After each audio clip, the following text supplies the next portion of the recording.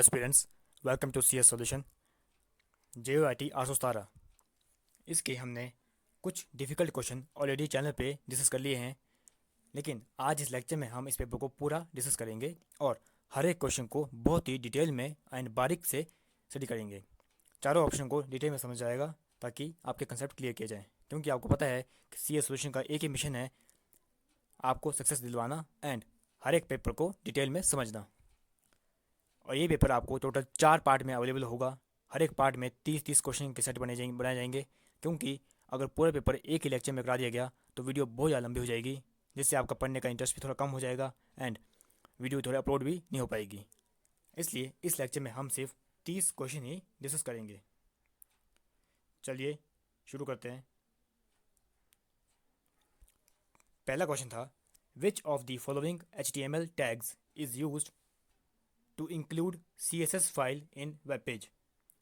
HTML stands for Hypertext Markup Language and CSS stands for Cascading Style Sheet. HTML से बना हुआ जो document होता है उसको स्टाइल करता है CSS, जितने भी उसमें एलिमेंट यूज़ किए जाते हैं। इसमें इन्होंने पूछा है कि आपने एक्सटर्नल फाइल जो CSS की है उसको करना है इंक्लूड HTML के अंदर। उसके लिए क्या यूज़ करेंगे? हम उसके करेंगे लिंक टैग को यूज़। लिंक टैग को यूज़ किया जाएगा और लिंक टैग के अंदर आप लिखेंगे href एट्रीब्यूट, और इस एट्रीब्यूट के अंदर CSS फाइल की नाम लिखा जाएगा। CSS फाइल का नाम होगा और .css उसकी एक्सटेंशन होगी, और उसको हम क्लोज कर देंगे। और जितने भी स्टाइलिंग हमें उसमें फाइल में किया गया होगी वो सारी HTML के डॉक्यूमेंट में आ जाएगी। पहला क्वेश्चन क्लियर। सेकंड ऑप्शन था, इसका जो सी ऑप्शन है उसमें लिखा गया है स्क्रिप्ट।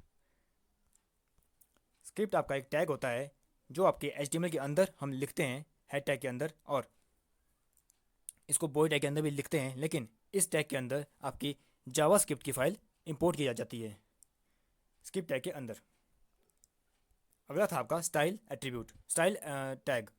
स्टाइल टैग आपका हेड टैग के अंदर यूज़ किया जाता है, स्टाइल टैग, एंड इसको ऐसे क्लोज किया जाता है स्टाइल से, और इसके अंदर हम लिखते हैं एलिमेंट, और उस एलिमेंट को हम करते हैं स्टाइल। ये आपकी होती है इनलाइन, ये आपकी होती है internal style sheet. Internal style sheet इससे की जाती है, और एक्सटर्नल स्टाइल शीट के लिए आपको लिंक टैग का यूज़ करना पड़ता है। फर्स्ट में दिया गया था CSS, ये कोई टैग नहीं होता। 52, बीच में कुछ जीके के क्वेश्चन है वो हमने स्किप किए हैं।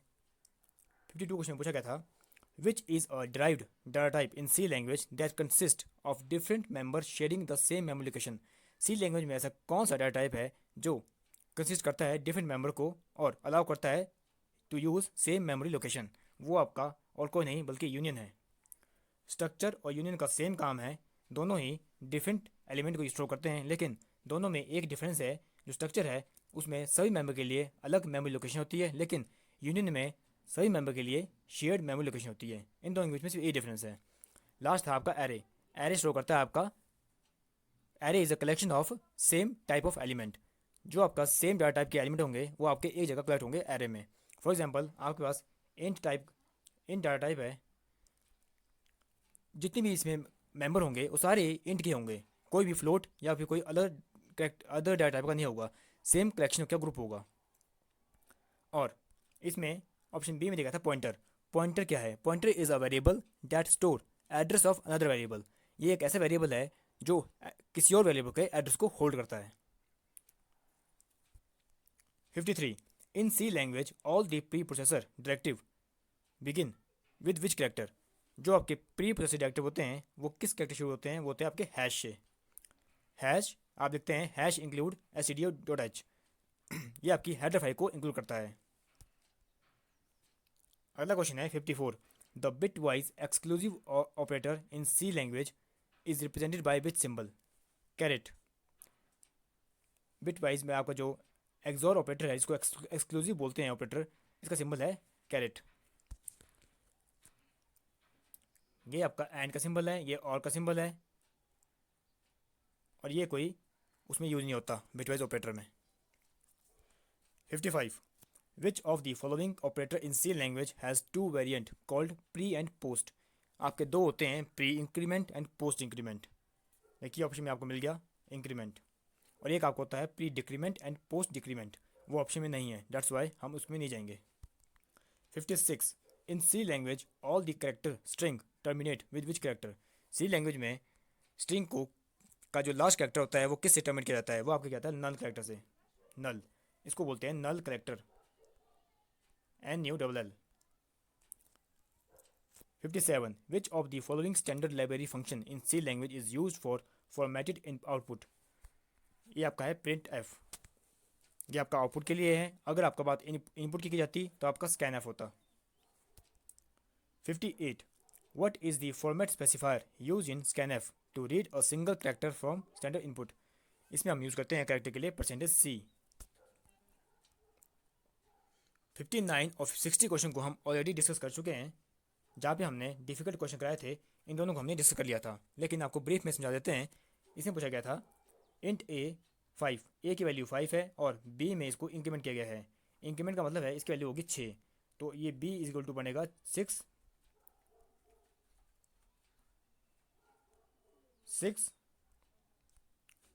Plus 7 divide by 2। इसका एलसीएम लेंगे, 6 दूनी 12 प्लस 7/2, और ये बनेगा आपका 19/2। डिवाइड करेंगे ये आएगा 9.5, लेकिन इंटीजर है हम 0.5 को नहीं लेंगे, फ्रैक्शन पार्ट को कहेगा इग्नोर, हम लेंगे सिर्फ 9 को। इंटीजर का काम है फ्रैक्शन को इग्नोर करना। डेट्स वाई आपका ऑप्शन ए 9 आंसर आया। 60 में पूछा गया था इंट ए 7 बी 8। सबसे पहले आपने क्या करना है, 7 ए को, जो ए 7 है उसको करना है कन्वर्ट बाइनरी में, ये आपका आएगा 01111, और 8 को करना है बाइनरी में कन्वर्ट, ये आपका आएगा 1000000 के। यहाँ पे ए एंड बी के बीच में लिखा गया है एंड ऑपरेटर। एंड ऑपरेटर हम इसको यहाँ पे यूज़ करेंगे। एंड का काम क्या है, आपके दोनों इनपुट अगर 1 होंगे तभी आपका आउटपुट 1 होगा, अदरवाइज 0 होगा। तो यहाँ पे दोनों इनपुट कहीं भी 1 नहीं है, हमारा आ गया 0000। जब इस पूरी वैल्यू को डेसिमल में चेंज करेंगे तो 0 ही आएगा। दैट्स वाई आपका ऑप्शन सी सही आंसर है, 0। 61 में पूछा गया था which of the following statement is not true about variable in C programming language. C में जो वेरिएबल होते हैं उसके रिगार्डिंग कौन सी स्टेटमेंट आपकी गलत है। Option B, a variable can only hold value permitted by its data type, ये आपकी गलत है। बाकी आपकी सब सही है लेकिन ये आपकी गलत थी, इसलिए आपका ऑप्शन बी करेक्ट हुआ। 62 if the size of short data type in C implementation is 2 byte then what is the maximum value can store with variable इस टाइप। इसकी जो रेंज होती है वो आपकी होती है -32,788 से लेकर प्लस 32,767 तक। तो यहाँ पूछेगी ये मैक्सिमम वैल्यू, मैक्सिमम वैल्यू आपकी वो होगी जो आपकी पॉजिटिव में होगी, इसलिए आपका ये आंसर आया, ऑप्शन सी करेक्ट आंसर।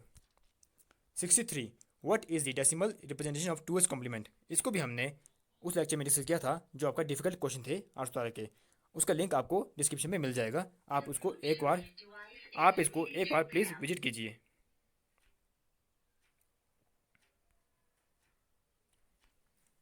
इसका आंसर था ऑप्शन डी।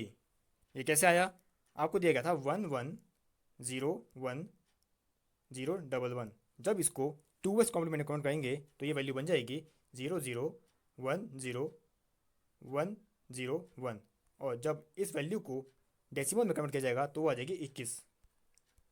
और 2s कॉम्प्लीमेंट में आपका रिजल्ट आता है सब्ट्रैक्शन नंबर में, सब्ट्रैक्शन में आपका -9 लगेगा, तो -21 आपका आंसर होगा।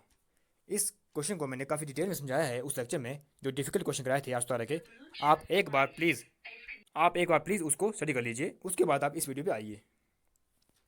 64 how many bits are use for fractional part in IEEE floating point single precision representation.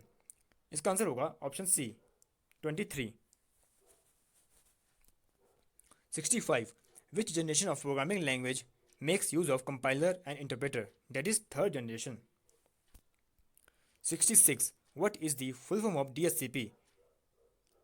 इसका जो पूरा नाम था वो था डायनामिक होस्ट कॉन्फ़िगरेशन प्रोटोकॉल, और ये कहीं भी ऑप्शन में नहीं है, इसलिए इस क्वेश्चन को फाइनल आंसर के अकॉर्डिंग स्क्रैप कर दिया गया है। इसका पूरा नाम था dynamic host configuration protocol. 67 what is the full form of wifi. Wifi का पूरा नाम होता है wireless Fidelity, option A correct answer. और इसका जो IEEE स्टैंडर्ड है वो आपका है 802.11। क्वेश्चन 68 में पूछा गया था a dash is a part of operating system that handle the core function of that handle the core function like CPU scheduling and memory management of the OS. That is kernel. Kernel आपका operating system का code है.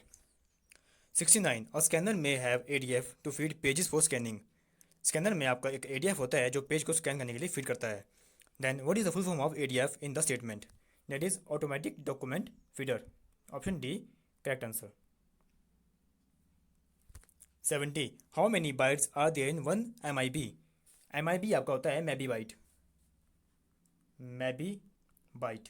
और एक maybe bite होता है आपका 1048,576 bite के बराबर. और जब आप 2 की पावर 20 को ओपन करेंगे तब आपको ये वैल्यू मिलेगी 1048,576 byte. 71. Which of the following is the correct order of memory capacity? आपको इसमें इंक्रीजिंग ऑर्डर में बताना था मेमोरी कैपेसिटी को. तो आपकी है option B, gigabyte is less than terabyte and terabyte is less than petabyte and petabyte is less than exabyte. Memory में सबसे छोटी यूनिट आपकी है बिट और सबसे बड़ी यूनिट है ज़ियोप बाइट. ज़ियोप बाइट ये बड़ी यूनिट है मेमोरी की. 72. The term hit and miss are associated with which memory? जो टर्म मिस एंड हिट है ये आपकी कैशे मेमोरी से रिलेटेड करती है.